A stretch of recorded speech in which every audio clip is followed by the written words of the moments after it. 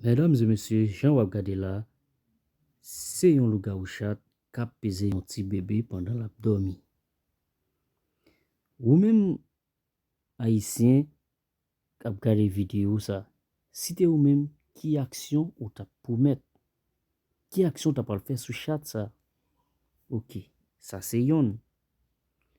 Jean wap suivre là, chat ça c'est pas un louga ou livre. Mais c'est un chat qui instruit, qui font petit massage pour un petit bébé. Mais si t'es Haïti, m'pa bon menti, chat sa petite, pam, li tap gen tan pran, un pile koutouche et même mouchoir ti ka gen tan rale, bib tap rale.